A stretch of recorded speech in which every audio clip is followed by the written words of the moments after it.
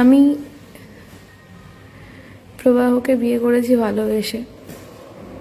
যে মোমেন্টে আমার চোখ বন্ধ হয়ে আসছে সেই মোমেন্টেও আমি ইমাজিন করেছি এইবারে যদি প্রবাহ আমার কাছে আসে বা অ্যাটলিস্ট খোঁজ খবর নেয়।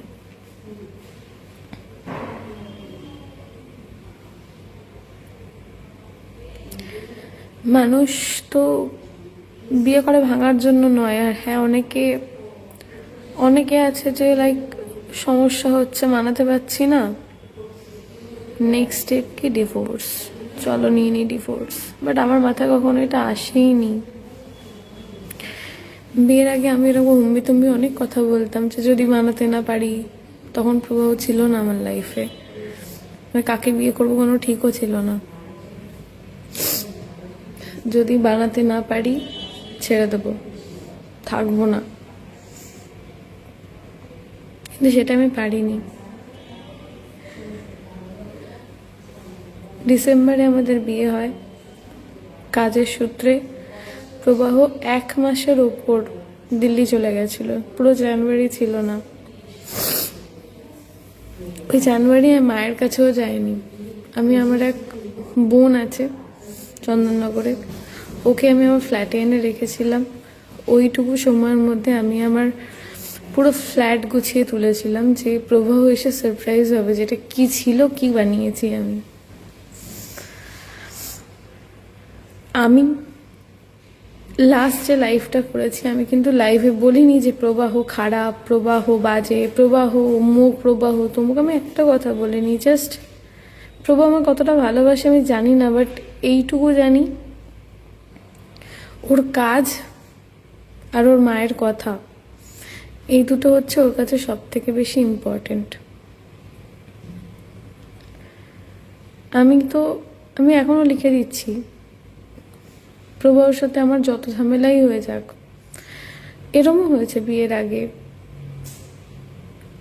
আর এই নন্দিনী ভট্টাচার্য, আমি জানি না আপনি ম্যারিড কিনা, কাউকে কখনো ভালোবেসেছেন কিনা, আপনি ছেড়ে আসার কথাটা এত ইজিলি বললেন। আমার কাছে ছেড়ে আসাটা অপশন ছিল না। আমার মনে হয়েছিল আমি থাকতে পারবো, মানিয়ে নেব, একসাথে থাকবো, শেষ অবধি থাকবো, এটা আমার মনে হয়েছিল। প্রবাহ আমাকে কটা গিফট দিল, আমি প্রবাহকে কটা গিফট দিলাম, আমি এগুলো হিসাবই করিনি কখনো। আর ভিডিওতে দেখানো, নন্দিনী ভট্টাচার্য একটা কথা বললো না, হতে পারে ছেলেটা কিছু দিয়েছে সেটা ভিডিওর পিছনে, মেয়েটা দিয়েছে ভিডিওর সামনে, এরকম কখনো কিছু হয়নি। সবসময় যা সারপ্রাইজ প্ল্যান করার আমি করতাম, সেটা আমার আশেপাশে সব লোকজন জানতো, তাতে আমার কোনো দুঃখ নেই যে আমাকে সারপ্রাইজ দিত না। হ্যাঁ, আমি ওর সাথে ঝামেলা করতাম মাঝে মধ্যে যে একটা তো গোলাপ আনতে পারো, এইটুকু অবধি, এর থেকে বাড়াবাড়ি কোনোদিন কিছু করিনি আমি।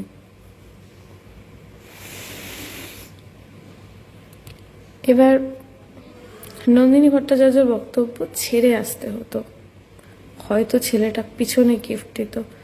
আমি আজ অব্দি যা যা কিনেছি সব কিছুর বিল আমার কাছে আছে, সব কিছু আমি যা যা কিনেছি সব কিছুর বিল আমার কাছে আছে। আমি কি কি কিনেছি, কার জন্য কিনেছি। বিয়ের পর থেকে আমি সেভিংস বলে কিছু রাখতামই না। যতটুকু টাকা আমার কাছে আসতো আমি মনে হতো প্রবাহকে এটা কিনে দিই, ওটা কিনে দিই, সেটা ভালোবাসার জন্য, কথা শোনানোর জন্য নয়। আমি এখনো অবধি এটা বলছি না যে প্রবাহ আমাকে ভালোবাসে না, আমি হয়তো ভালোবাসে, কিন্তু ততটা না যতটা দরকার, যতটা আমি ভালোবাসি ততটা নয়। বিয়ের আগে যখন অ্যাক্সিডেন্ট হয়েছিল আমাকে হসপিটালে ঢুকিয়ে দিল। আমার ভাইকে বলল আমার কালকে ডিউটি আছে। আমার ভাই বলল ঠিক আছে, তুমি তাহলে বাড়ি চলে যাও, আমি আছি এখানে। ও দিব্যি বাড়িও চলে গেল, ওখানে আমার জন্য ওয়েট করেনি।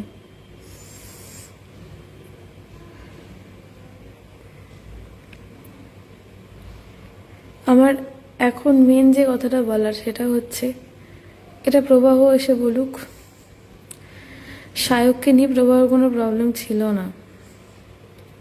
সায়ক আমাদের বাড়িতে এসছে, প্রবাহ থাকাকালীন এসছে। প্রবাহ বাড়িতে না থাকলে সায়ক কোনো দিনও পা রাখেনি, কোনো দিনও না। ইভেন আমরা যে সোসাইটিতে থাকি সেখানে গেট এন্ট্রি হয়, গাড়ির নাম্বার দিয়ে এন্ট্রি হয়।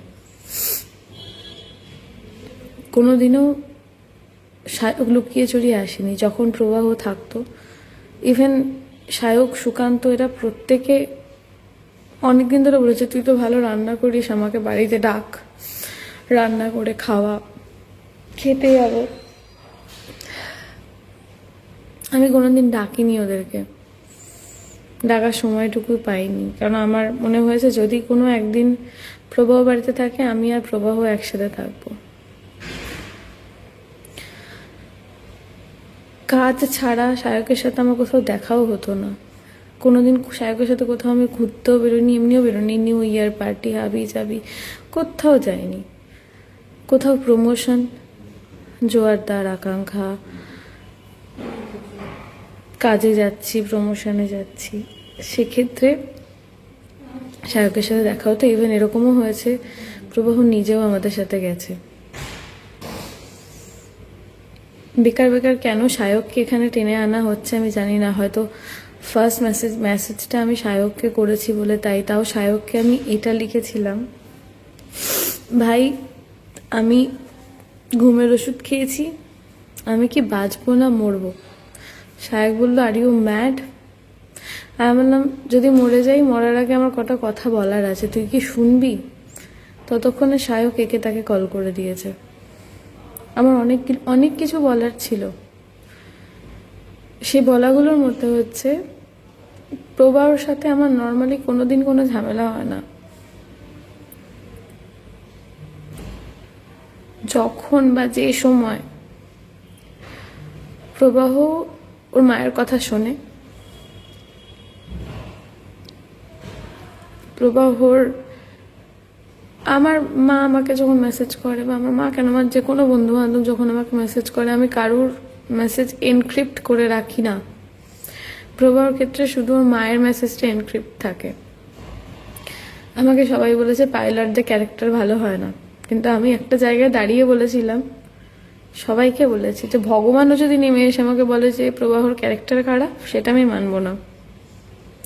আমি সেই বিশ্বাসের জায়গাটাতে ছিলাম আমি। আর ইভেন প্রবাহও জানতো যে আমিও প্রবাহকে ছাড়া অন্য কোনো ছেলের দিকে তাকানো তো দূর, কথা পর্যন্ত বলি না।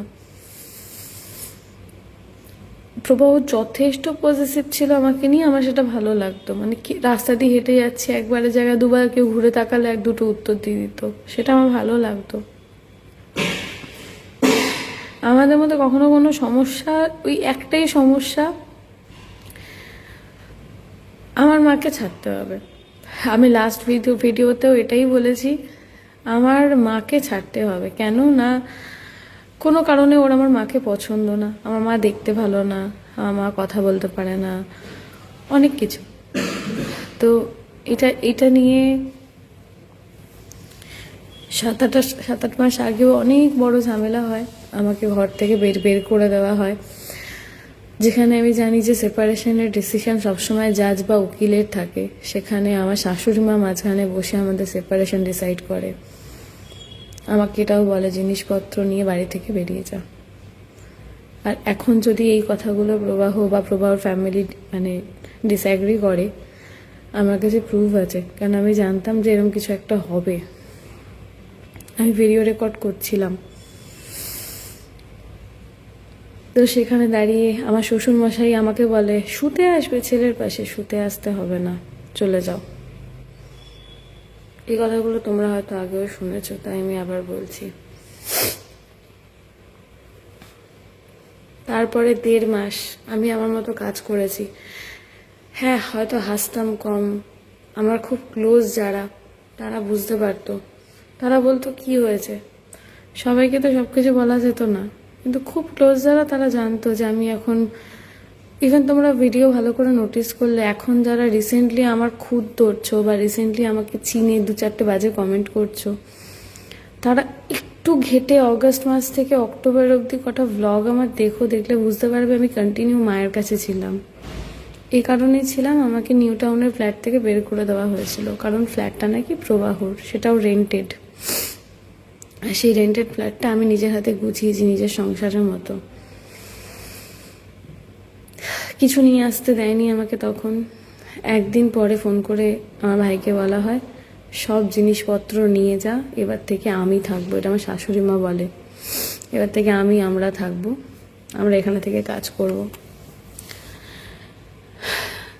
আমার বিয়ের আগের বা বিয়ের পরের 3-4 মাস অবধি ভ্লগগুলো দেখো। হ্যাঁ, আমার এখন বিশাল বড় দোষ, আমি ভ্লগ করি, কিন্তু ভ্লগ করে আমি এটা তো দেখাই না যে দরজা বন্ধ করে স্বামীর সাথে কি করছি, এসব আমি দেখাই না। আমার ফ্যামিলি বন্ডিং দেখাই আমি, যেটা আমার মনে হয় পজিটিভিটি ছড়ায়। ফ্যামিলি বন্ডিং, যেটা আমি নিজে খুব চেয়ে এসেছি, যে আমার দুটো ফ্যামিলি আমার কাছে সমান। যেখানেই গেছি শাড়ি কিনলে 2 মায়ের জন্য সেম, বাবার জন্য। এখনও আমার কাছে আমার নিউ টাউনের ফ্ল্যাটে আমার শ্বশুরমশাইয়ের জন্য একটা পাঞ্জাবি পরে আছে, আমি বাবার জন্য কিনিনি। 10ই ডিসেম্বর আমার শ্বশুরের জন্মদিন, তার পাঞ্জাবি একটা কিনে আমি এখনও রেখে দিয়েছি, যেদিন যাব নিজের হাতে ধরে দেব। এখনও রাখা রয়েছে আমার ঘরে, মঞ্জুরি বুটিক থেকে কিনেছিলাম।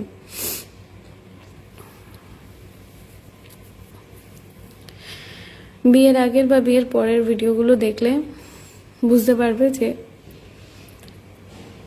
আমরা ভালো ছিলাম, দিব্যি ভালো ছিলাম, কিন্তু সমস্যাটা শুরু হলো অন্য জায়গায়। হঠাৎ করে প্রবাহর মায়ের বক্তব্য হলো, আমি যেখানে যেখানে কাজে যাই বা যা করি আমার ম্যানেজমেন্ট সব প্রবাহর মা করবে।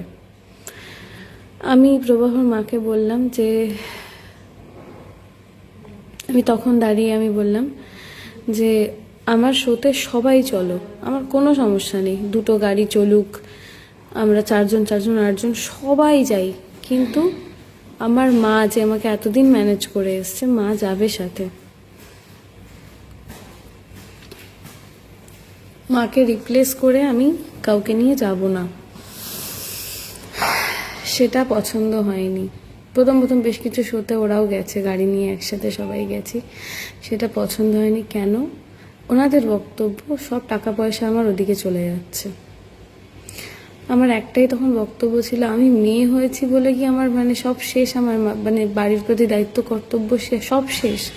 আমি প্রবাহ এখনও আসুক, সামনে দাঁড়াক, প্রবাহকে আমি বলেছিলাম যে আমি এখনই বিয়ে করব না, বছর 2 টাইম নেব, আমার ভাইটা স্ট্যান্ড করুক, ভাই কিছুটা চাকরি করুক, যাতে আমার ঘাড়ে সেই চাপটা না থাকে, যাতে তোমরা বলতে না পারো যে সব ওদিকে চলে যাচ্ছে। আমি 2 বছর টাইম চেয়েছিলাম, কিন্তু প্রবাহর জেদ ছিল এই বছরই বিয়ে করবে, 2024-এ। আমি আর একটা কথা বলিনি, আমি রাজি হয়েছি। তাছাড়া প্রবাহ আমার বাড়িতে বসে আমার ভাইকে বলেছে, চিন্তা করছিস কেন, যেখানে তোর দিদি আটকে যাবে সেখানে আমি আছি, আমি পড়াবো। কিন্তু আজ অব্দি ভাইকে না একটা ফোন করে জিজ্ঞেস করেছে তোর কি লাগবে, কি হচ্ছে, কি সমস্যা, কোথায় সমস্যা, কোনোদিনও আমার ভাইকে জিজ্ঞাসাও করেনি। উল্টে দর্পণকে তো আমি নিজের ভাইয়ের মতো দেখি, দর্পণ আমার ভাইয়ের মতোই। দর্পণের মাঝে মধ্যে বেশ কিছু আবদার থাকতো আমার কাছে, আমি সেগুলো যতটুকু পারতাম ফুলফিল করতাম, যতটুকু পারতাম। ও দাদার কাছেও সেই আবদার করতো না, আমাকে বলতো। ভালো চলছিল। হঠাৎ করে সেই অগাস্ট মাসের সমস্যাতে দাঁড়িয়ে আমি বলে দিলাম যে, যেহেতু আমি লাইভে বললাম যে আমার তো এখনও রেজিস্ট্রি হয়নি, কারণ রেজিস্ট্রির ফাইনাল সাইনের দিনকে প্রবাহর ফিঙ্গারপ্রিন্ট ম্যাচ করেনি। আর এটা যে শুনেছে সে বলেছে এরকম হয় নাকি যে ফাইনাল সাইনের দিন ফিঙ্গারপ্রিন্ট ম্যাচ করছে না, কারণ মানুষের তো থাম্ব ইমপ্রেশন চেঞ্জ হয় না। উকিলটা ওদেরই ছিল, ফিঙ্গারপ্রিন্ট ম্যাচ করেনি। তো সেটা আমি আমার একটা লাইভ ভিডিওতে, আমি এমনি অডিয়েন্সের সাথে মাঝে মাঝে লাইভ করি, আমাকে একজন জিজ্ঞেস করলো তোমাদের আলাপ কী করে, বিয়ে কী করে, তো তখন আমি সেটা বলে দিয়েছিলাম। আর সেটা বলা নিয়ে হয়েছে দুনিয়ার সমস্যা। প্রবাহ তখন হায়দ্রাবাদ থেকে ফিরে আমাকে বললো, ভেবেছো ওটা কি, তুমি লাইভে বললে কেন যে আমাদের রেজিস্ট্রি হয়নি? আমি বললাম রেজিস্ট্রি হয়নি, এটা এপ্রিলের ঘটনা, তারপর ডিসেম্বর এলো, বিয়ে হয়ে গেল, অগস্ট মাস, 1.5 বছর রানিং, এখনও রেজিস্ট্রি হয়নি। তোমাকে আমি কবে থেকে বলছি চলো রেজিস্ট্রিটা করি। লাস্ট ফেব্রুয়ারিতে তুমি বললে আমার মা বারণ করেছে রেজিস্ট্রি করতে। কেন না, তুমি যদি মরে যাও, তোমার যদি কিছু হয়ে যায়, তোমার বউ হিসেবে টাকা পয়সা আমি পাবো। আমি তোমাকে বারবার বলেছি আমার কোনো টাকা পয়সা কিচ্ছু দরকার নেই, আমার জাস্ট তোমার নামটা দরকার, কোনো টাকা পয়সা কিছু। তুমি সব নমিনি, মানে প্রবাহ সামনে এসে একবার বলুক, আমি ওকে বলিনি? আমাকে বারবার বলেছি তোমার টাকা পয়সার দিকে কোনো নজর নেই, তুমি নমিনি চেঞ্জ করো, তোমার মাকে দাও, আমার কিচ্ছু লাগবে না, আমি জাস্ট তোমার বউ, আমার এই নামটুকু লাগবে। তো সেখানে দাঁড়িয়ে রেজিস্ট্রি করতে চাইনি বললে আমাকে তখন বললো যে, শাশুড়ি মা বললো আমার ভাইকে যে ঘর থেকে বেরিয়ে যা, নিয়ে চলে যায় একে, সেপারেশনে থাকুক। আমি প্রবাহর দিকে জাস্ট তাকালাম, ও ব্যালকানির দিকে দাঁড়িয়েছিল, আমি প্রবাহর দিকে তাকালাম। প্রবাহ বললো হ্যাঁ হ্যাঁ চলে যাও, কি হবে থেকে, চলে যাও, সেপারেশনে থাকো, কাজে দেবে। তারপরে বিশ্বাস করবে না, আমি কুকুরের মতো প্রায় 1.5 মাস ধরে বাড়িতে এটা আনতে সেটা আনতে, আমার হেলমেট লাগবে, আমি কি একটা হেলমেট কিনে নিতে পারতাম না? আমি আমার বাইকের হেলমেট লাগবে, আমার একটা জুতো রয়েছে, আমার 2টো জামা লাগবে, এই করতে করতে আমি মাঝে মধ্যেই আমি গেছি। যখনই গেছি তখনই প্রভাবকে আমি বলেছি যে একবার বলো না থাকতে, আমি থেকে যাচ্ছি। তো আমার বাবা মা বের করে দিয়েছে, আমার কোনো যায় আসে না, তুমি শুধু বলো একবার থাকতে, আমি থেকে যাচ্ছি। তখনও অবধি প্রভাবর বক্তব্য, না না থাকতে হবে না, যাও সেপারেশন ঠিক আছে। এখন অনেকে বলবে একটা সেলফ ডিপেন্ডেন্ট মেয়ে কেন এরকম করেছে, বেরিয়ে আসা উচিত ছিল। তাহলে ভালোবাসা শব্দটার অর্থ কোথায় রইল? নন্দিনী ভট্টাচার্য বারবার করে যে এই কথাটা বলছে, বেরিয়ে আসতে হতো, বেরিয়ে আসতে হতো, বেরিয়ে আসতে হতো। এত ইজি বেরিয়ে আসা একটা ভালোবাসার সম্পর্ক, একটা প্রেমের বিয়ে। ওর দিকে কি ছিল জানি না, আমি তো প্রচণ্ড ভালোবেসেছি, প্রচণ্ড মানে প্রচণ্ড। আমি ভোরবেলা 4টে বাড়ি ঢুকেছি শো শেষ করে, যখন আমাদের রান্না দিদি ছিল না। আমি 8টায় উঠে ওর জন্য ব্রেকফাস্টও তৈরি করেছি না ঘুমিয়ে। এগুলো কোনো খোটার কথা না, আমি ভালোবাসার দিক দিয়ে বলছি। তো ভালো তো আমি প্রচণ্ড বেসেছি, সে ভালোবাসার কোনো দাম নেই। আমাকে আমার মা প্রথম থেকে শিখিয়ে এসছে, ভাই বিয়ে মানে হচ্ছে কিছুটা অ্যাডজাস্ট করতে হয়। আমি যতটা পেরেছি অ্যাডজাস্ট করেছি, কিন্তু ছাড়ার কথা কখনো আমার মাথায় আসেনি যে না আমি এখান থেকে ছেড়ে বেরোই, বেরিয়ে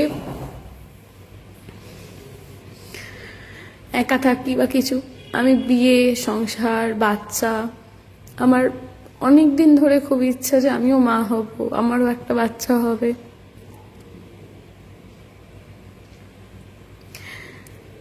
প্রবাহকে আমি ছাড়তে চাইনি, বা এখনো ছাড়তে চাই না আমি প্রবাহকে। আমি লাস্ট যে লাইফটা করেছিলাম, আমি কিন্তু কাউকে কোনো ব্লেম করিনি। আমি শুধু একটা কথা বলেছি যে মা, স্বামী, সংসারের মধ্যে আমি কাউকে চয়েস করতে পারছি না। মাঝে গাদি গুচ্ছে মিডিয়া ঢুকে গেছে, আমার মা ইমোশনাল হয়ে গেছে, আমার দিদিভাই ইমোশনাল হয়ে গেছে। কারণ যদি আমার কিছু হয়ে যেত, ফার্স্ট অফ অল ওদের যেত। তো সেই বেসিসে ওরাও বলেছে, ওদের যা যা বলার ছিল ওরা সবটাই বলেছে। আমি এখনো বলছি, আমি প্রবাহকে প্রচণ্ড ভালোবাসি, প্রচণ্ড। কারণ প্রবাহ আমার জীবনে এমন সময় এসছে যখন আমার জীবনে একটা ক্রাইসিস চলছিল। ক্রাইসিস মানে একটা খালি জায়গা চলছিল। আমার অনেক পুরনো একটা ফ্রেন্ডশিপ আমার গেছিল, সেই সময় প্রবাহ আমার জীবনে এসছিল। প্রবাহর ক্ষেত্রেও নাকি সেম, ওরও একটা পুরনো ফ্রেন্ডশিপ বলো, রিলেশনশিপ বলো, গেছিল, সেই সময় আমার লাইফে এসছিল। আমার সাথে আজকে প্রবাহর ঝগড়া হলো। আমি আমার গানের দিব্যি কেটে বলছি, আমি গানকে সব থেকে বেশি ভালোবাসি। সেটাই মনে করতাম গানকে সব থেকে বেশি ভালোবাসি, কিন্তু এখন সেটা আমি রিয়েলাইজ করছি যে আমি হয়তো প্রবাহকে সব থেকে বেশি ভালোবাসি। আমি যখনই আমাদের কোনো কিছু নিয়ে ঝামেলা হয়েছে, ঝামেলার কারণ ওই একটাই, আমার মা ফোন করলে ওর মুখটা এইটুকু হয়ে যেত, যার জন্য মা যখন ফোন করতো, যদি সামনে বসে থাকতো, মায়ের ফোন আমি ধরতাম না, পরে ঘুরিয়ে মাকে ফোন করতাম আমি। মা ফোনও করতো না জেনারেলি।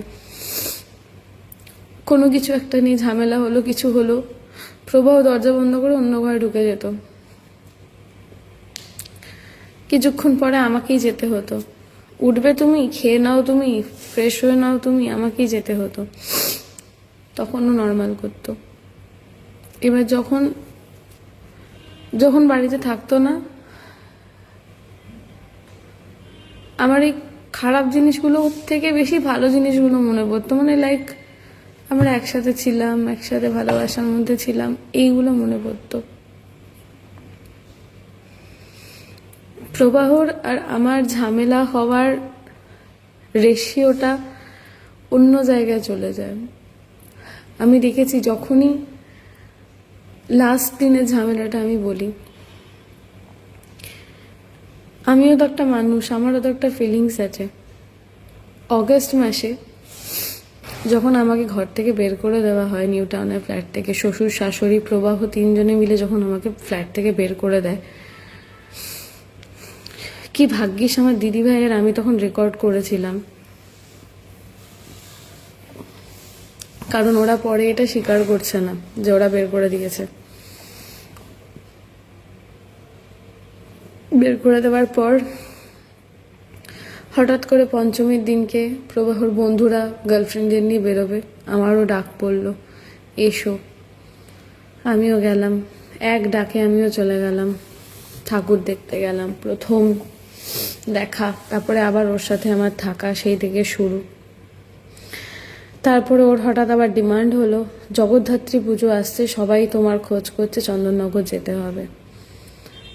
আমি বললাম ঠিক আছে, যাবো, একদিন ঠাকুর দেখে চলে আসবো, না বাড়িতে থাকতে হবে।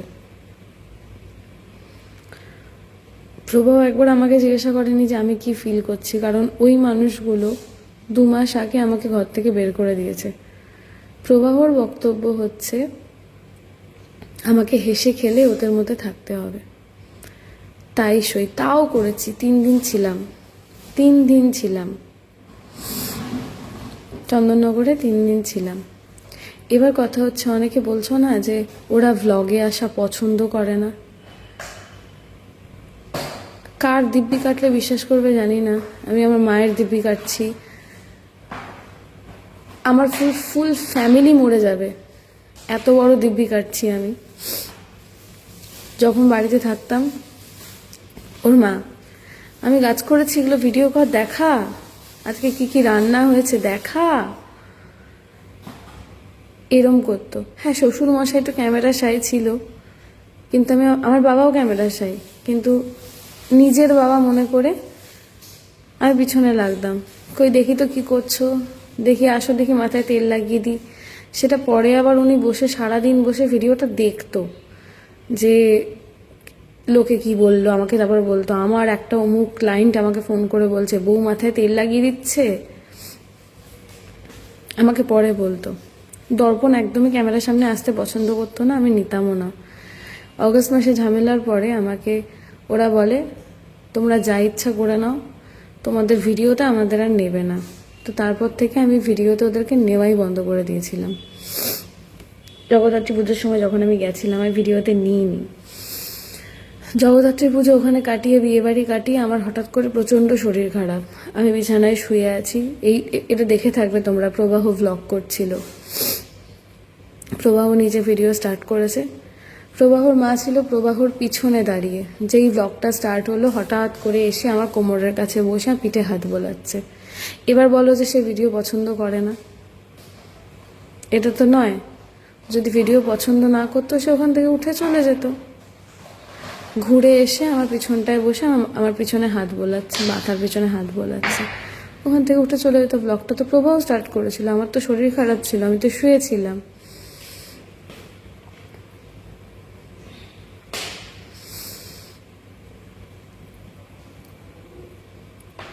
আমি প্রথম বিয়ের আগে আমি ভেবেছিলাম, যখন প্রবাহর সাথে বিয়ের আগে আমার কথা কাটাকাটি হতো, প্রবাহর মা বলতো যে প্রবাহর বাবাও নাকি এরম ছিল, বিয়ের পরে নাকি শান্ত হয়ে গেছে, বিয়েটা হোক, তোকে কাছে পাক, ঠিক হয়ে যাবে।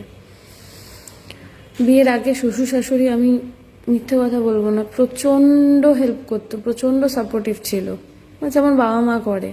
কিন্তু বিয়ের পরে সব ঘুরে গেছে। ওনারা মনে হয় ওনারা এক্সপেক্ট করেছিলেন যে আমি হয়তো পুরোপুরি আমার বাবা মাকে ছেড়ে দিতে পারবো, যেটা আজকে মানে আমি সব মেয়েদের কথা বলছি না, বাট বেশিরভাগ কিছু মেয়ে হয় না যে নিজের সংসার হয়েছে, ছাড়ো বাবা মা জলাঞ্জলি যাক। কিন্তু আমি তো সেটা পারিনি, আমি পারতে চাইও নি। আমি যার জন্য সময় নিয়েছিলাম, আমি বাড়ির মেয়ে আমি মনে করি না নিজেকে, আমি বাড়ির বড় ছেলে মনে করি। আর শুধু এটা না যে আমার বাড়ি, শুধু এটা নয়, আমার আমার আশেপাশে আরও বেশ কিছু ফ্যামিলি রয়েছে, আমার কিছু স্টুডেন্টের ফ্যামিলি রয়েছে যাদের দায়িত্ব আমি নিই, যাদের দায়িত্ব আমার ঘাড়ে। আমার কোনো মাসে ইনকাম কম হলে আমার মাথায় হাত পড়ে যায় যে আমি ওদেরকে কী দেবো। তো আমি আমার মা বাবাকে ছাড়তে পারিনি, আমি মাকে ছাড়তে পারিনি। ওরা আমার মাকে পছন্দ করে না বলে,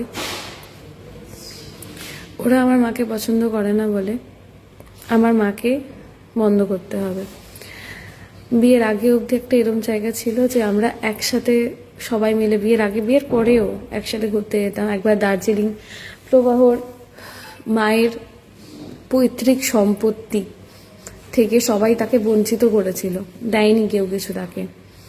সেই নিয়ে বিশাল ঝামেলা হয়েছিল, মামাদের সাথে প্রবলেম চলছিল, সবার সাথে প্রবলেম চলছিল। মন টন খারাপ করে ঘরে বসেছিল। আমি তখন চন্দননগরে ছিলাম, আমি আর আমার মা জাস্ট আমরা ক্লাস শেষ করেছি তখন, শনিবার দিন করে আগে শ্বশুরবাড়িতে ক্লাস হতো।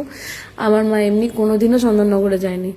আমার মা আমার যেখানে ক্লাসগুলো আমার হয়, প্রত্যেকটা ক্লাস, আগে 3টে ক্লাস ছিল, এখন 2টো ক্লাস, এগুলো মা হ্যান্ডেল করে। শুধু ক্লাসের ক্ষেত্রে মা যেত। তো এরকম দিন ক্লাস শেষ করে টেবিলে খেতে বসেছি, দেখলাম যে প্রভার মা এরম এরম করে ভাতটাকে মাখছে, মুখে উঠছে না। আমি যে কী হয়েছে গো তোমার? তখন প্রভার বাবা আমাকে পাশ থেকে বলছে, ওই যে ওই বাড়ির প্রপার্টি, ওই নিয়ে সমস্যা, কেউ কিছু দেবে না বলে দিয়েছে। আমার ছাড়ো তো প্রপার্টি, অত মন খারাপ করতে হবে না। আমি 3টে টিকিট কাটছি, তোমার ছেলেও পরশুদিন থাকবে না, হায়দ্রাবাদ না ব্যাঙ্গালোর যাবে, আমরা 3জনে চলো দার্জিলিং ঘুরে আসি, আমার কোনো কাজ নেই। আমি ইনস্ট্যান্ট ওখানে বসে টিকিট কাটলাম, ব্যাগ ট্যাগ গোছানো করালাম, করিয়ে 3জনকে নিয়ে আমি পুরো আমার এই টিকিটের খরচ আমি কারোর থেকে নিয়ে নিই না, আমার মায়ের থেকে না শাশুড়ি মায়ের থেকে। আমি নিজের টাকায় টিকিট কেটে আমি 3জনকে নিয়ে ঘুরতে গেছি। হ্যাঁ, আমি আমি আমি কিন্তু ইয়ার্কি মেরেছি প্রচুর, যে জেনারেলি মা বাবারা নিয়ে যায় মেয়েদেরকে, সেখানে আমি নিয়ে যাচ্ছি তোমাদের 2জনকে। আমাকে বললো ঠিক আছে চল, ওখানে গিয়ে সোয়েটার ফোয়েটার কিনে দেবো, জ্যাকেট কিনে দেবো, ঠিক আছে। তো এই বেসিসে আমি ঘুরতে নিয়ে গেছি ওদের 2জনকে।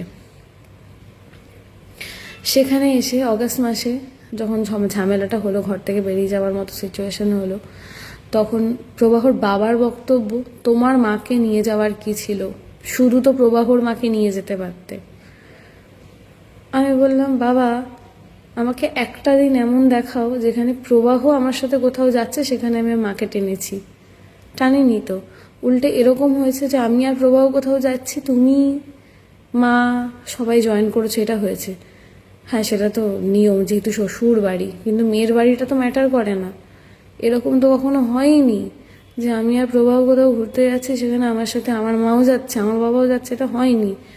এই দার্জিলিংয়ের ট্রিপটাতে যদি আমি আর প্রবাহ যেতাম, আমি কাউকে বলতাম না চলো, আমি আর প্রবাহ গেছিলাম ও দার্জিলিং পরে, 2জনেই গেছি, কেউ যায়নি আমাদের সাথে। মায়ের মন খারাপ ছিল প্রপার্টি নিয়ে, হাবিজাবি নিয়ে, সেখানে আমার মনে হয়েছে আমি 2 মাকে নিয়ে আমরা 3টে মহিলাই শুধু ঘুরতে যাব, আমি গেছি। এইটাতে আমি আমার মাকে নিয়ে গিয়ে কী দোষ করেছি, আমাকে একটা কারণ দেখাও। সেখানে দাঁড়িয়ে আলটিমেটলি আমার ঘর থেকে বেরিয়ে যেতে হলো। আমার যে বন্ধুরা ভ্লগ করে না, আমি এরকম অনেক বন্ধুদেরও দেখেছি যে বিয়ের পরে না সুন্দর করে টেবিল সাজিয়ে নিয়ে বসে যে বিয়েতে কি কি গয়না পেল। আমি পারিনি, এটা নিয়ে অশান্তি হয়েছে। কারণ বউ ভাতের 3 দিন পর কি অষ্টমঙ্গলার পরে মানে অষ্টমঙ্গলা কাটিয়ে যখন আবার চন্দননগর গেছিলাম, অষ্টমঙ্গলাতেও প্রভু আমার বাড়িতে থাকতে চায়নি। হতেই পারে, আমাদের ছোটোখাটো বাড়ি, থাকতে চায়নি। আমি যদি বিয়ে না করতাম এই বছর, মানে যে বছর বিয়ে করেছি আমি, সে বছরে আমার বাড়ি, আমার প্ল্যানিং পাস হয়ে গেছে, সব হয়ে গেছিলো, বাড়ি আমার উঠে যেত। ওর বিয়ের তাড়া ছিল, দ্যাটস ওয়াই আমার বাড়ি কমপ্লিট আমি করতে পারিনি।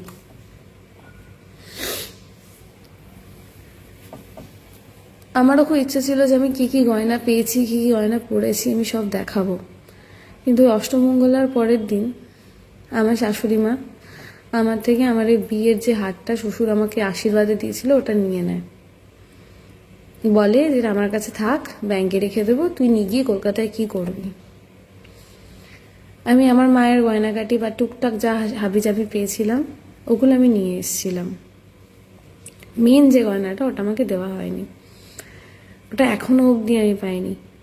একদিন একটা বিয়ে বাড়ি, গৌরব তপাদারের বিয়ে, তো সেই বিয়ে বাড়ির সময় আমি বললাম যে মা আমার একটা খুব ভালো বিয়ে বাড়ি আছে, আমাকে একটু গয়নাটা দেবে, আমি পরে আমি আবার দিয়ে যাব। ওটা তো নেই, ওটা তো বন্ধক চলে গেছে, তো বাবা ব্যবসায় লস খাচ্ছিল, বন্ধক দিয়ে দিয়েছে। আমি বললাম ওটা বন্ধক দিয়ে দিয়েছো? বললাম আমাকে তো বলোনি তুমি। তখন বলছে হ্যাঁ আমি ভুলে গেছি, বলা উচিত ছিল কিন্তু ভুলে গেছি। হ্যাঁ বললাম ঠিক আছে। সেই গয়না 1.5 বছর রানিং, এখনো সেই গয়না বেরোয়নি।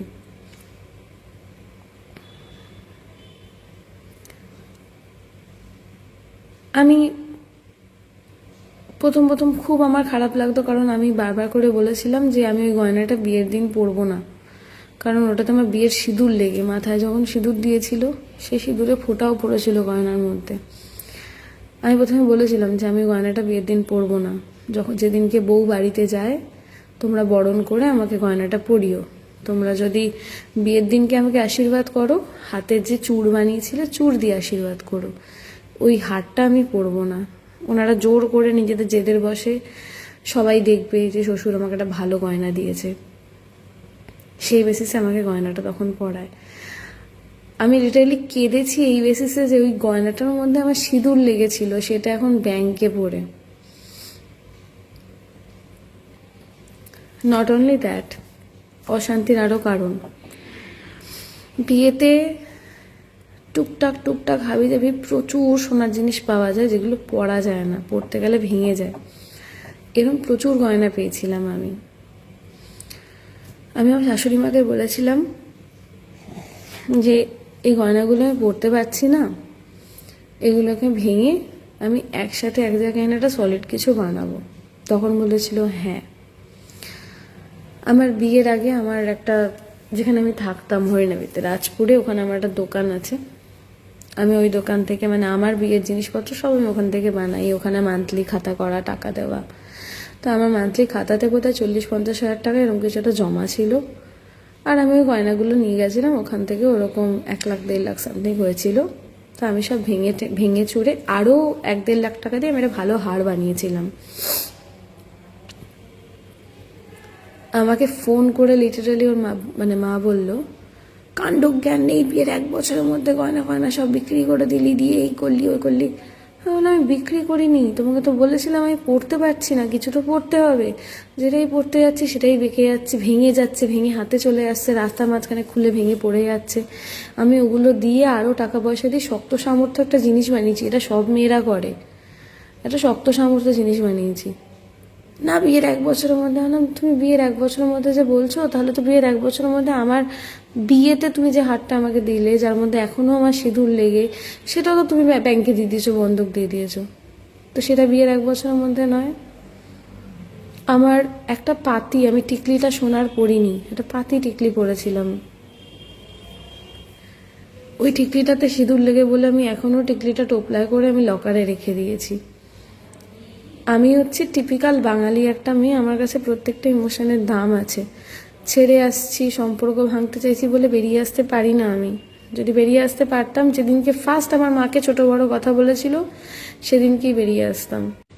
আমি ভেবেছিলাম ছেলেটাকে আমি প্রবাহ আমার সাথে থাকতে থাকতে হয়তো চেঞ্জ হয়ে যাবে, আর হ্যাঁ অনেকটা চেঞ্জ হয়েছে। সমস্যাটা অন্য জায়গায় হয়ে যায় যখন প্রবাহ আমাকে একটু বেশি ভালোবাসে, আমাকে একটু বেশি প্রায়োরিটি দেয়, আমার কথাগুলো একটু শোনে। আমি জানি না ওর মা না কে, ও কান ভরে, তখন ঝামেলা শুরু হয়ে যায়, প্রচণ্ড ঝামেলা শুরু হয়ে যায়। লাস্ট দিনের ঝামেলাটা আমি বলছি। আমি চন্দননগরে ক্লাস করাতে যাই, বিয়ের আগে আমার চন্দননগরে শ্বশুরবাড়িতে ক্লাস হতো, বিয়ের পর অবধিও হয়ে যায় শ্বশুরবাড়িতে ক্লাস। আমার সব স্টুডেন্টরা আমাকে কমপ্লেন করতো, আমার নিচে যে জেঠি শাশুড়ি থাকে তারা নাকি আমার স্টুডেন্টদের জুতোর মধ্যে নাকি জল ঢেলে দিত। Just a second. হ্যাঁ, তো তারা নাকি আমার স্টুডেন্টদের জুতোর মধ্যে জল ঢেলে দিত, প্রত্যেক দিন নাকি এরা করতো, রিপিট করতো। তো সেটা আমরা শ্বশুর শাশুড়িকে বলেছিলাম, বললো কি বলবো বলতো, এরম হয় ওরম হয় সেরম হয়। একটা টাইম হলো আমার 3-4টে স্টুডেন্ট ক্লাস থেকে লিভ করে গেল। বেশিরভাগ স্টুডেন্ট বললো তুমি অন্য জায়গা দেখো, এখানে ক্লাস করবো না, পোষাচ্ছে না। কেন জুতো সেই নিচে সিঁড়ির মুখে খুলতে হয়, আর প্রত্যেক দিন জুতো ভেজা থাকে।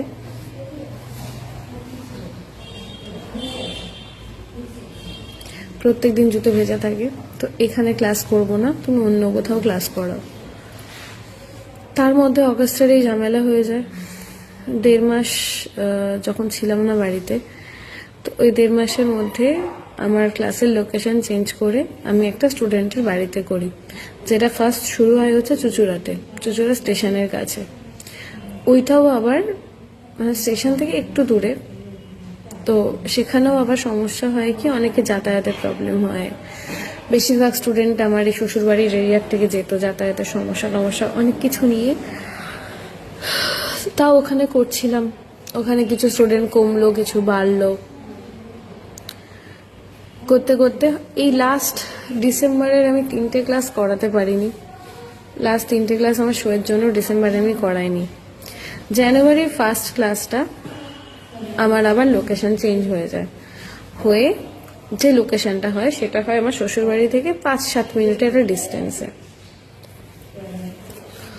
তো আমি রাস্তার উপরে জেনারেলি গাড়ি রেখে, আর আমার যদি মনের মধ্যে কোনো চোর থাকতো আমি গাড়ি অন্য কোথাও লুকিয়ে রাখতাম, আমি রাস্তার উপর গাড়ি রেখে ওদের বাড়িতে ক্লাস করিয়েছি। তো এর আগেও একবার ওদের বাড়িতে ক্লাস করানো হয়েছে, কারণ চুচুড়াতে যেখানে ক্লাস করাই সেবারও সেখানে কি রং টং হচ্ছিল বা পাড়ায় কাজ হচ্ছিল, গাড়ি ঢুকবে না সামথিং, এসব কারণের জন্য ওখানে আমি ক্লাস করিয়েছিলাম। তো ক্লাস করিয়েছি কোনো কারণে। এবার প্রবাহর সাথে লাস্ট 31 আমি খুব তাড়াতাড়ি করে শেষ করে ফিরি প্রবাহর জন্য সেই সারপ্রাইজ নিয়ে। বাই দ্য ওয়ে, নামটা কি নন্দিনী ভট্টাচার্য নাকি, উনি বললেন ঘুমের মধ্যে ভিডিও করেছে। এখন এই ইস্যুটা এরকম বড় হয়েছে বলে একটু ঘেটে দেখবেন, যারা না প্রপার, যারা ব্লগ টক করে তারা অনেক কিছুই করে। আর আমি ওকে ঘুম থেকে তুলে ওর জামা কাপড় খোলা ছবি আমি দিইনি, ও একটা সাইড পাশ ফিরে ঘুমাচ্ছিলাম, ওকে ডেকে বললাম তোমার জন্য একটা সারপ্রাইজ এনেছি, ওঠো। এগুলো বার্থডে সারপ্রাইজও হয়, এরকম করে লোকে সারপ্রাইজ দেয়, ইটস ভেরি নর্মাল থিং। আমি ওকে ডাকলাম, আমি ডেকে বললাম কি গো 12টা বাজবে, এবার একটু ওঠো, একটা জিনিস এনেছি। ও লিটারেলি আপসেট ছিল, কারণ আমার 10:30টায় ঢোকার কথা, সেখানে আমি 11:30টায় ঢুকেছি। আমার ডালহৌসি অ্যাথলেটিক ক্লাবের প্রোগ্রাম ছিল, সেখানে পুরো প্রোগ্রামটা লেট করে শুরু হয়েছে, সেটা আমার ফল্ট নয়। আমাদের শোয়ে ঢোকার টাইমিংয়ে ঠিক থাকে, বেরোনোর টাইমিং ঠিক থাকে না। আর এটা প্রবাহ জেনে বুঝে আমাকে বিয়ে করেছে। আমি ডাকলাম, একটু আপসেট ছিল, আমি বললাম তোমার জন্য দুটো গিফট এনেছি, একটু ওঠো।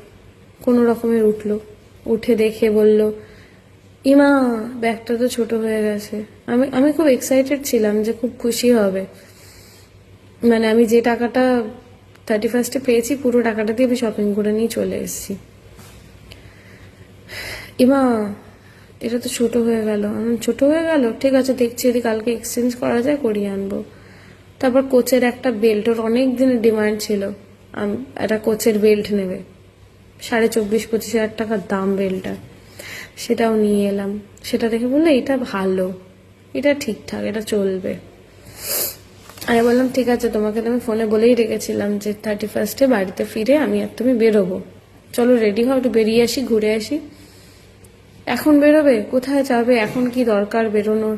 না কিছু না, জাস্ট 10টা মিনিট 15টা মিনিটের জন্য গাড়িটা নিয়ে একটু ঘুরে চলে আসবো, চলো। কারণ কালকে তোমার স্ট্যান্ড বাই আছে, তোমার ডিউটি লেগে যেতেই পারে, আমি জানি 1 জানুয়ারি আর বেরোনো হবে না, চলো। কিছুতেই বেরোতে চাইলো না। লাস্টে মুখটা এমন করলো যেন বিশাল বড় একটা ইয়ে পড়েছে। লাস্টে অনেক কিছু পরে গিয়ে লাস্টে আমাকে বলছে যে, আমি ওকে যখন বললাম না তোমাকে তো বলেই রেখেছিলাম না তুমি 1 ঘন্টা লেটে এসছো। আনলাম 1 ঘন্টা লেটে শোতে যাওয়ার টাইমিং ঠিক থাকে, তাও 12টার আগে আমি কিভাবে গাড়ি চালিয়ে আমি এসছি এটা একমাত্র মধুমিতা জানে। মধুমিতা মানে আমার সাথে যে মেয়েটা থাকে, আমি কিভাবে গাড়ি চালিয়েছি যে তাড়াতাড়ি ঢুকতে হবে বাড়িতে। আমি বললাম চলো একটু চলো, 10-15 মিনিট ঘুরে চলে আসছি। ও বেরোলো না, এমন ভাবে বললো চলো ঘুরে আসি, যেটা দেখে আমার আর বেরোতে ইচ্ছাও করলো না। আমি ছেড়ে দাও। তখন বললো আমি প্রমিস করছি কালকে তোমাকে, মানে 1 তারিখে দুপুরবেলা আমি তোমাকে লাঞ্চ করাতে নিয়ে যাব। আমি জানতাম এটাও হবে না, কারণ 1 তারিখে ও সারাদিন স্ট্যান্ড বাই ছিল, ডিউটি লাগাতেই পারে। 1 তারিখে 8:30টার সময় আমার ঘুম ভাঙছে, কি না ও নাকি ফোন মিস করে গেছে, রস্টারের কল আসছিল সেটাকে মিস করে গেছে। তো যেহেতু মিস করে গেছে, রস্টার নাকি ওকে চেন্নাইয়ে লে ওভার দিয়ে দিয়েছে, 3 দিনের জন্য না 2 দিনের জন্য লে ওভার, চেন্নাই চলে যাবে। সমস্যাটা অন্য জায়গায়। সমস্যাটা হচ্ছে আমার যদি 2-3 দিন 4 দিন পর পর কাজ থাকে, সেটা নিয়ে বাড়িতে বিশাল বড় ইস্যু হয়ে যায়। ছেলে একা থাকে, ছেলে যদি 1 মাস বাইরে কাজ থাকে সেটা কোনো ইস্যু নয়, কারণ সে তো ছেলে, তার কাজ থাকতেই পারে। আর প্রবাহ নর্মালি রিয়াক্ট করে না। আমি প্রবাহর কথা 1 বছর বিয়ে হয়েছে তার আগে থেকে তো চিনি। প্রবাহ কতদূর কি কথা বলতে পারে আমার জানা রয়েছে, প্রবাহকে দিয়ে কথাগুলো বলানো হয়। তো যাই হোক, 1 বছর, এই 1-1.5 বছরে আমাদের যখনই ঝামেলা হয়েছে, ঝামেলার কারণ একটা, আমার মা কিন্তু ওই অগাস্টের পর থেকে আমার মা আমার ফ্ল্যাটেই উঠতো না। খুব বেশি হলে পাপাইদা গিয়ে ব্যাগটা দিয়ে আসতো, মা নিচে গাড়িতে ওয়েট করতো, আমি রেডি হতাম, আমি নেমে চলে আসতাম। প্রবাহ কোনোদিন বলেনি যে মাকে উপরে ডাকো, বসুক, কোনোদিন না। যেদিনকে নিউ ইয়ারের রাত প্রবাহর বাবা মা ফোন করলো প্রবাহকে, না প্রবাহ ফোন করলো হ্যাপি নিউ ইয়ার মা বাবা, আমিও ততক্ষণে আমার মাকে ফোন করলাম যে মা বাবা কোথায়, বললো ঘুমিয়ে গেছে। বললাম ঠিক আছে হ্যাপি নিউ ইয়ার, আমার রাখো, প্রবাহ তো বাবা মার সাথে কথা বলছে, মনে হয় আমাকে এক্ষুনি দেবে, আমি কথা বলে তবে তোমার ফোন করছি। বললো হ্যাঁ ঠিক আছে। আমি ফোনটা রাখলাম, প্রবাহ ফোনটা কথা বলে রেখে দিল, আমাকে বললো বাবা মা তোমাকে হ্যাপি নিউ ইয়ার বলেছে, তুমি কথা বললে না তো। আমি তো দাঁড়িয়েছিলাম, ভাবলাম ফোনটা তুমি আমাকে দেবে। বললো না ওরা বোধহয় ব্যস্ত আছে। বললাম ও আচ্ছা, মানে আমাকে হ্যাপি নিউ ইয়ার কেউ বলেনি। তো এদিকে এরকম বসে রয়েছি আমরা, কারণ তখন আমাদের রাতে বেরোনো হয়নি, 31-এ বেরোবো করে বেরোনো হয়নি। আমি তখনও রেডি হয়ে বসে, যদি একবার বলে চলো ঘুরে আসি। তো প্রবাহর ফোনে আমার মায়ের ফোন ঢুকছে, প্রবাহ ধরছে না ফোনটা। আমি বললাম কে ফোন করছে, ফোনটা ভাইব্রেট হচ্ছে, তোমার মা। আমি বলছি ও, আমি বলিও নি ধরো। তারপর ধরলো, আমার মা নিউ ইয়ার উইশ করলো, নিল। অষ্টমঙ্গলার পরে প্রবাহ একটা দিনের জন্য আমার বাড়ি যায়নি, থাকা তো দূর, খেতেও যায়নি। হ্যাঁ মাঝে মধ্যে এরম হয়েছে, আমাকে রাস্তার উপর আমাকে ড্রপ করে দিয়েছে, মানে আমার গাড়িটা নিয়ে। ও অনেকে বলছিলে না যে থার নাকি গিফট করেছে প্রবাহ, একবার বাড়িতে এসো। থারটা যখন আমি কিনেছি প্রবাহকে আমি চিনতামও না, প্রবাহ আমাকে চিনতো না। ওটা আমার অনেক কষ্টের টাকা, গাড়িটা আমি কিভাবে কিনেছি আমি জানি, কারণ আমার যখন একবার আমি ডিসাইড করি এটা করব বা এটা কিনবো, আমি সেটা কিনেই থাকি, সেইভাবেই গাড়িটা আমার কেনা।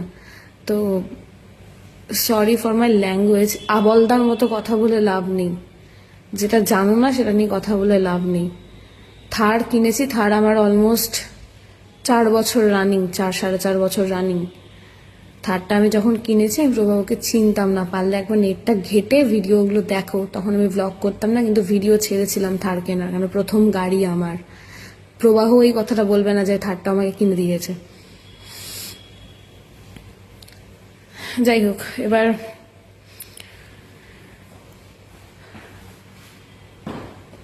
কি বলছিলাম পুরো ভুলে গেলাম। হ্যাঁ, তো এরকম অনেক সময় এরকম হয়েছে যে প্রবাহ গাড়ি নিয়ে গিয়ে, আমার গাড়িটাই চালাতো, গাড়িটা নিয়ে গিয়ে আমাকে রাস্তার ওপর, মানে আমাকে চালটা তারা নামিয়ে দিল। আর বাবা ডাকলো এসো বাড়িতে, না গো তারা আছে আজকে যাব না, আমাকে নামিয়ে দিয়ে চলে যেত। কিন্তু প্রবাহর বক্তব্য, যেহেতু আমি বৌমা, আমি সামনে থেকে ঘুরে যেতে পারবো না, আমাকে বাড়ি যেতে হবে, সবার হাতে পা ধরে প্রণাম করতে হবে, সে আমার সাথে ধূর্ছাই ব্যবহার যে যাই করুক না কেন আমাকে মানে গলবস্ত্র হয়ে তাদের সাথে কথা বলতে হবে। আমি করেওছি, আমার মনটাকে মেরে দিয়ে আমি করেছি শুধু প্রবাহর সাথে থাকবো বলে। ওর মা বিয়ের আগে একটা কথা আমার কানে দিয়েছিল যে ছেলে এরকম থাকবে না, ছেলে ভালো ছেলে, আস্তে আস্তে ঠান্ডা হয়ে যাবে, এত মেজাজ থাকবে না। শুধু ওই একটা কথা মাথায় রেখেছিলাম যে ছেলে একদিন না একদিন ছেলে আমাকে বুঝবে, ঠান্ডা হয়ে যাবে। এই নন্দিনী ভট্টাচার্য বা এরকম টাইপের আর যারা কমেন্ট করছো, আমি জানি না তোমাদের জীবনে কখনো ভালোবাসা এসছে কিনা, তোমরা বিয়ে করেছো কিনা, সংসার আছে কিনা, বাচ্চা কাচ্চা আছে কিনা, কিন্তু আমি এরকম, আমি একটু টিপিক্যাল, আমি একটু ওল্ড স্কুল। আমি ভাঙতে ভালোবাসি না। যদি কোনো কাউকে ধরি তাহলে আমি সেটাকে ধরে রাখতে পছন্দ করি, তাতে আমাকে মরতে হয় মরে যাব, কিন্তু আমি সংসার ভাঙতে চাই না, মানুষটাকে আমি ছাড়তে চাই না। তো যে মোমেন্টে আমি আচ্ছা ওর অনেকে দুঃখ যে মানুষটা বেঁচে গেল কি করে,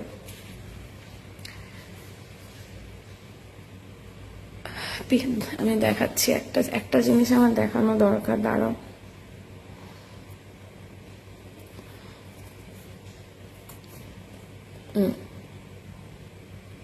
আচ্ছা, এতগুলো পিলস অ্যারেঞ্জ করলাম কি করে? আমি যেন মরবো করে কবে থেকে মানে ট্রায়াল দিচ্ছি, মানে ভাবছি। যে মোমেন্টে আমাকে ঘর থেকে বের করে দেওয়া হয়েছিল, প্রবাহ কোনো কথা বলেনি, প্রবাহ বলেছিল হ্যাঁ বেরিয়ে যাও। সেই মোমেন্টে আমার মনে হয়েছে আমার পৃথিবীটা ওখানে শেষ হয়ে গেছে, যে আমাকে বেরিয়ে যেতে বলা হয়েছে। তখন থেকে আমি টার্গেট করছি এবার মরবো। কিন্তু আমি না ওই 10 তলা থেকে ঝাঁপ দিলাম, 6 তলা থেকে ঝাঁপ দিলাম, গাড়ির সামনে এলাম, এরম ভাবে মরাটা আমি ভয় পাই, আমি অ্যাকচুয়ালি মরতে ভয় পাই।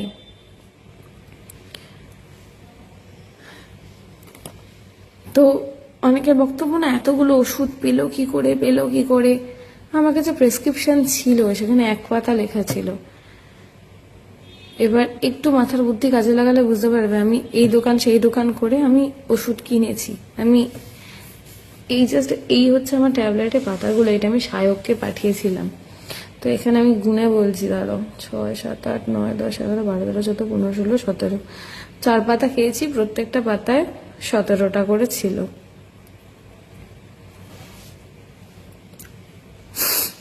এটা আমি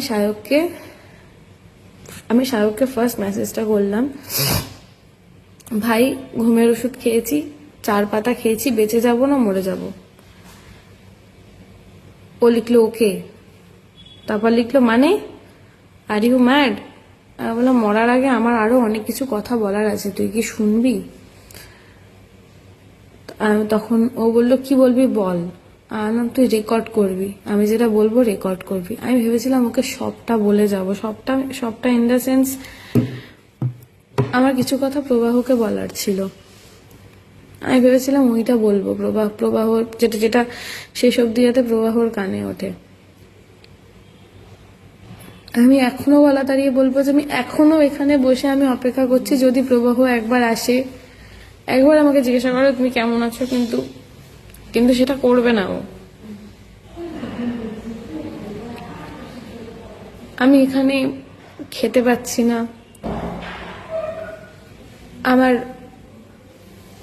ওই 17 into 4 কত হয়, 68, 78টা মেবি বলছিল, 68টা ট্যাবলেট।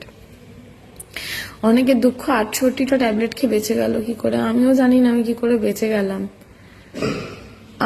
আমাকে মধু কতক্ষণে মধু আমাকে সেই সাঁতরাগাছির হসপিটালে ঢুকিয়েছে। ইভেন আমি ট্যাবলেট যখন আমি খেয়েছি তখন আমি কোলাঘাট ক্রস করে গেছি, তখন আমি ট্যাবলেট খেয়েছি, কোলাঘাটে খাওয়া দাওয়া করেছি। তারপরে সাঁতরাগাছিতে কতক্ষণে আমাকে ঢুকিয়েছে, আমার কি কন্ডিশন ছিল আমি কিচ্ছু জানি না। আমার শুধু যখন ঘুম ভেঙেছিল গলা ব্যথা, নাকে ব্যথা, এখান থেকে একটা নল ছিল গলা অবধি, যখন আমার হালকা একটু সেন্স এসছে। পরের দিনই আমি ব্লগ করিনি, কি অনেকে বলছো পরের দিন ব্লগ করেছে, পরের দিন করিনি। আমি আগে সাঁতরাগাছিতে অ্যাডমিটেড ছিলাম, সাঁতরাগাছিতে 1.5 দিন রাখার পরে আমাকে SSKM এ আনে। SSKM এ সবাই এসে আমাকে দেখতে এসে তখন ওরা নিজেদের মতো করে ভিডিও করেছে, যদি বলি না এখন বেটার আছে, ভালো আছে, এই আছে ওই আছে। আমি চোখ খোলার পর থেকে আমি তখনও আমি ভেবে রেখেছি যে প্রবাহ আসবে, অ্যাটলিস্ট সে সামনে দাঁড়াবে, অ্যাটলিস্ট সে বলবে যে কি দরকার ছিল এসব করার, জিজ্ঞাসা করবে। আমি এখনো অবধি আমি ওখানেই আটকে রয়েছি যে অ্যাটলিস্ট জিজ্ঞাসা করবে। যারা বড় বড় ডায়লগ মারছো না, ছেড়ে দাওনি কেন, ভেঙে দাওনি কেন?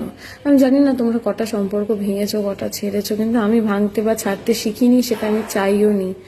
আমি শেষ মোমেন্ট অবধি আমি অ্যাডজাস্ট করতে চেয়েছি। নিজে যত অপমান সহ্য করেছি, সব অপমান সহ্য করেও অ্যাডজাস্ট করতে চেয়েছি। প্রবাহ যখন নর্মাল থাকতো আমাকে বারবার করে বলতো, তুমি আমাকে ছেড়ে চলে যাবে না তো, তুমি আমাকে ছেড়ে দেবে না তো? না, তোমার আমার মধ্যে মাঝে মাঝে এরকম কথা কাটাকাটি হয়, ঝগড়াঝাটি হয়, যার জন্য তুমি আমাকে ছেড়ে চলে যাবে না তো? আমি তোমার মন ভেঙে দিই, তোমাকে বুঝতে পারি না, তুমি ছেড়ে যাবে না তো? মাথাতে না ওটাই ছিল যে আমি কখনো ছেড়ে যাব না, যেভাবেই হোক আমি সাথে থাকবো। আর আমি সেটাই চেষ্টা করেছি। সায়ক আমার ভীষণ ভালো বন্ধু, ওকে আমি ডাকিও ভাই ভাই বলে, ভীষণই ভালো বন্ধু। এখন অনেকের কষ্ট হচ্ছে যে মেয়েটা বেঁচে কেন গেল। হ্যাঁ, আমি মানে মরে গেলেই তোমরা কি করতে আমি তাও জানি না, আর বেঁচে গেছি বলে তোমাদের কি সমস্যা আমি তাও জানি না। একটা জিনিস আমার চোখে পড়লো, সেটা আমি তখন স্ক্রিনশট নিলাম, মেবি হ্যাঁ নিয়েছি। এই প্রোফাইলটায় যে দেখা যাচ্ছে কিনা জানি না, এই যে সুজয় পাল, এই যে সুজয় পাল, এই সুজয় পাল লিখেছে, এই যে এটা আমি পড়তে চাই না, বাট একটু লেখাটা তোমরা দেখে নাও, তোমরা তো যথেষ্ট ভালো, লেখাটা দেখে নাও। এটা হচ্ছে লেখা। ভগবানের কাছে হাত জোর করে প্রার্থনা করব, যদি তোমার বাড়িতে তোমার মেয়ে বোন কেউ থেকে থাকে, যার সাথে তোমার নিজের রক্তের সম্পর্ক, তার সাথে যেন সমান হয়, সেম হয়, সেম হয়। সেও যাতে বলতে না পেরে তোমার চোখের সামনে যেন দম ভাঙে, তাহলে বুঝবে। আর তোমাদের কিছু মানুষের কমেন্ট না, আমি সত্যি বলছি আমি নিতে পারছি না। আমি এখনো অবধি হয়তো আমি তাকিয়েছিলাম বা অপেক্ষা করছিলাম হচ্ছে প্রবাহর জন্য, কিন্তু আমি জানি প্রবাহ হচ্ছে এখন প্রবাহর কাছে ভালোবাসা ম্যাটার করে না, ওকে তো আদৌ ভালোবেসেছে কিনা তাও জানি না, তো ওর কাছে ম্যাটার করে না। ও হচ্ছে নিজের সেফ সাইড বাঁচাচ্ছে, নিজের দিকটা বাঁচাচ্ছে, বাঁচিয়ে চলছে। আমি তো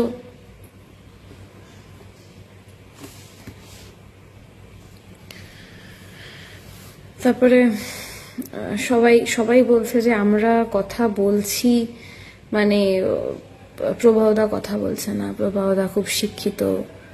প্রবাহদা এখানে কি বলবে আমি জানি না, আমি প্রবাহ এখানে কি বলবে বা কি বলা উচিত ওর আমি জানি না, বাট আমি তো এটুকু বলছি, আমি যতটুকু কথা বলছি আমি প্রুফ নিয়ে কথা বলছি।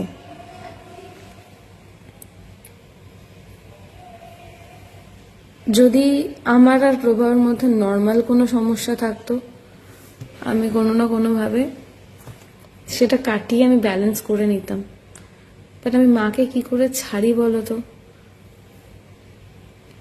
সবসময় ঘুরে ফিরে সে এক জায়গায় চলে আসে, মাকে ছেড়ে দাও। ও একবার আমাকে বলতো তুমি পৃথিবী ছেড়ে দাও, আমি তাও ছেড়ে দিতাম, কিন্তু মাকে ছেড়ে দাও।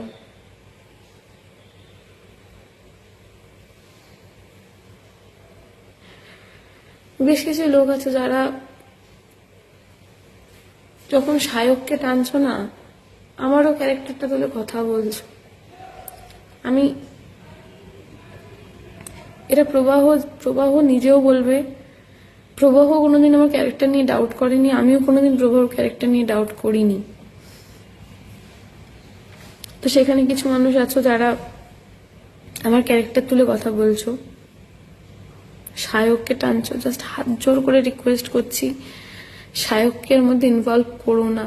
না হলে না, যে মানুষটা নিচে সামনে দাঁড়িয়ে থেকে একজনকে বাঁচানোর জন্য এত হুটোপাটা করেছে, সায়কের সাথে আমার রক্তের সম্পর্ক নয়, আমার বিয়ের মণ্ডপে আমাকে নিজে এগিয়ে দিয়ে গেছে, ভীষণ ভালো বন্ধু আমার, ভীষণই ভালো বন্ধু আমার। একটা ছেলে একটা মেয়ে নাকি বন্ধু হতে পারে না, বাট আমার ভীষণ ভালো বন্ধু। ও আমাকে বিয়ের মণ্ডপ অব্দি নিজের স্কুটিতে করে এগিয়ে দিয়ে গেছে। তো ও যে এই দায়িত্ব নিয়ে আমাকে বাঁচানোর জন্য একে তাকে ফোন করে, মধুকে ফোন করে, নেক্সট টাইম না কাউকে বাঁচাবে না ও, সেই ভয় পাবে ও যে আবার এর সাথে আমাকে লোকে ছুড়ে দেবে, লোকজনের ভালো করার কথা ভুলেই যাবে। মানসিক ভাবে যে ভেঙে পড়েছে তাকে তোমরা আরো টেনে টেনে আরো ভাঙছো। মানে তুই বেঁচে কেন গেছিস, তুই মরে যা। ব্যাপারটা হচ্ছে এটা। আমি বিশ্বাস করো, আমি বাঁচতে চাইনি। আমি জানতাম বেঁচে গেলেও গালাগালি আমিই খাবো। না আমি মরতে চেয়েছি, না আমি মরার ট্রাই করার পর বাঁচতে চেয়েছি। আমি সংসার করতে চেয়েছি, আমি একটা বাচ্চা চেয়েছি, আমি সুস্থ একটা জীবন চেয়েছি, আমি রেজিস্ট্রি করতে চেয়েছি আমার বরের সাথে, আমি দুই ফ্যামিলিকে সমান প্রায়োরিটি নিয়ে থাকতে চেয়েছি। ছোট থেকে বড্ড বেশি সিনেমা দেখেছি আমি। সিনেমাতে হয় না ওই যে হাম সাথ সাথ হ্যায়, সবাই একসাথে থাকবে। প্রচন্ড সিনেমা দেখেছি, প্রচন্ড ফিল্মি আমি। তো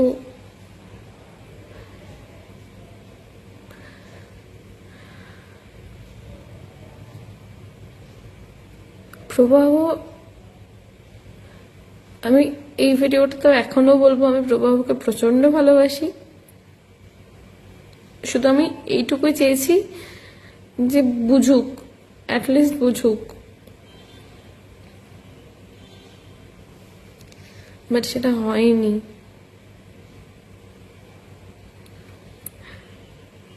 অনেকে আছো যারা,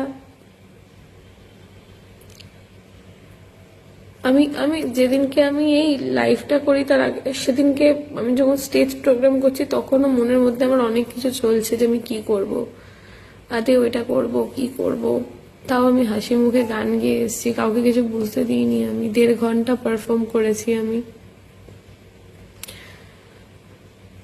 আমার এই লাইফটা দেখে প্রবাহ বা প্রবাহর বাড়ির লোক কেউ যদি আমাকে একটা কল করতো, মানছি তখন ঘুমিয়ে গেছে, আমি তখন অলরেডি খেয়ে ফেলেছি। আমি মরাটা সলিউশন নয়, বাট আমার কাছে আর কোনো রাস্তা ছিল না। ভুল আমি করেছি, কিন্তু সেটা আর আমার কাছে আর কোনো রাস্তা ছিল না। আর হ্যাঁ, মরছি যদি পাবলিককে জানিয়ে মরারই বা কি আছে, চুপচাপ মরতেই পারতাম। বাট আমার অনেক কথা বলার ছিল, এখনো আছে। পরের দিন বিকেলবেলা যখন আমার ওয়াশটা হয়ে গেছে, তখন আমার সব বন্ধুরা আমাকে দেখতে এসছে। তখন ওরা ওদের ভিডিওর থ্রু সবাই জানতে পেরেছে যে এরকম কিছু একটা হয়েছে। তার আগে লোকেরা গেস করছিল যে দেবলীনার মেন্টাল কন্ডিশন ঠিক নেই।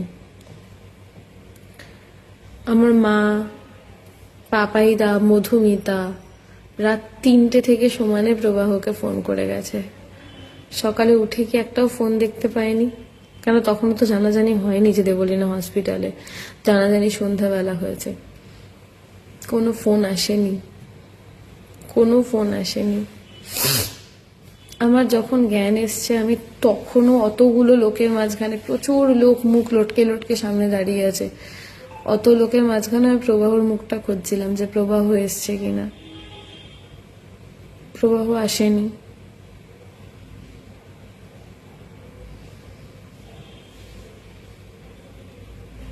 তোমরা তো সবাই কিছু না কিছু সলিউশন দাও, বলো তো এটা সলিউশন কি আছে? প্রবাহদা কথা বলছে না মানে প্রবাহদা ভদ্র, আর আমি উইথ প্রুফ আমি কথা বলছি মানে আমি অভদ্র। জাস্ট হাত জোর করে একটা কথা বলবো, সায়ককে এর মধ্যে টেনো না।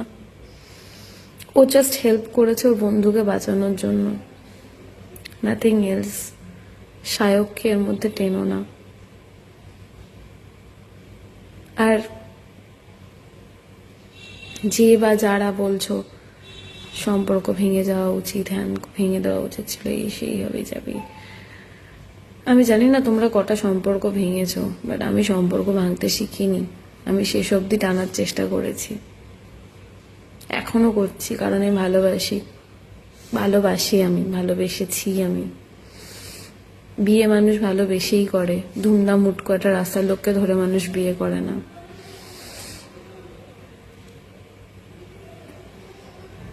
আর আরেকটা জিনিস,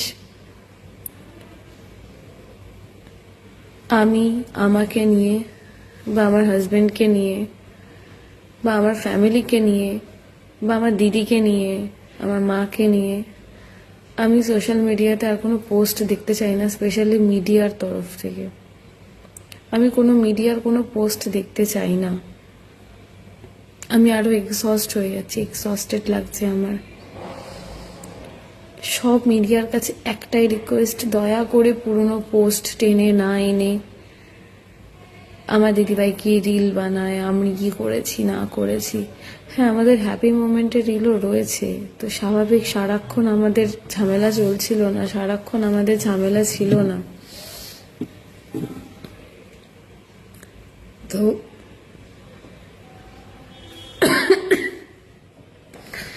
সারাক্ষণ আমাদের ঝামেলা ছিল না, সারাক্ষণ আমাদের ঝামেলা চলছিল না, হ্যাপি কিছু মোমেন্ট আমাদের ছিল, সেগুলো আমি শেয়ার করেছি। হ্যাঁ এখন আমার যদি নেগেটিভিটি আমার শেয়ার করার থাকতো করতাম, আমি ঝামেলাতে আমিও ছিলাম, কিন্তু তোমরা অনেকে নোটিস করবে আমি রোজ ব্লগ করতাম না, আমার 1 সপ্তাহ 5 দিন 6 দিন ব্লগ হতো না, কারণ সেই সময় আমি আপসেট থাকতাম, সেগুলো আমি শেয়ার করতাম না। মাঝে 2-4টে ভিডিও আমি এরমও করেছিলাম যে বাড়িতে একা বসে আছি, মায়ের সাথে কথা বলতে পারছি না, কারণ 2-3 মাস মায়ের সাথে আমার সম্পর্ক জাস্ট কথা বলা বন্ধ করে দিয়েছিল, সবাই মিলে কথা বলতাম না মায়ের সাথে। বিয়ের আগে যদি আমার কাছে এরকম কোনো ক্লজ আসতো যে বিয়ে করছো মানে বাপের বাড়ি ছাড়তে হবে, হয়তো আমি বিয়েটা করতাম না। কিন্তু বিয়ে হয়ে গেছে, 1 বছর একটা মানুষের সাথে আমি রয়েছি যাকে আমি প্রচন্ড ভালোবাসি।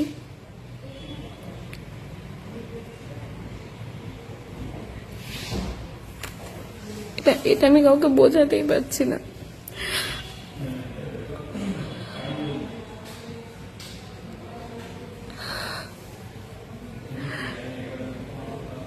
আমি এখনো অব্দি আমি অপেক্ষা করছি প্রভু আমাকে একটা ফোন করবে বা মেসেজ করবে, কিচ্ছু আসছে না, কিচ্ছু করেনি। উল্টে লোকজন বলছে সব নাকি নাটক, অ্যালিমনি ক্লেম। আমার কোনো অ্যালিমনি লাগবে না, আমি কোনো টাকা পয়সা আমার কিচ্ছু লাগবে না। আমি প্রথম থেকে প্রভুকে বলেছি আমার কোনো টাকা পয়সা লাগবে না, তুমি তোমার সব যা আছে সব তুমি তোমার মাকে দিয়ে দাও, তোমার বাড়ির লোককে দিয়ে দাও, তোমার ভাই আছে তাকে দিয়ে দাও। আমি শুধু প্রভুর সাথে থাকতে চেয়েছি, প্রভুর মতো করে।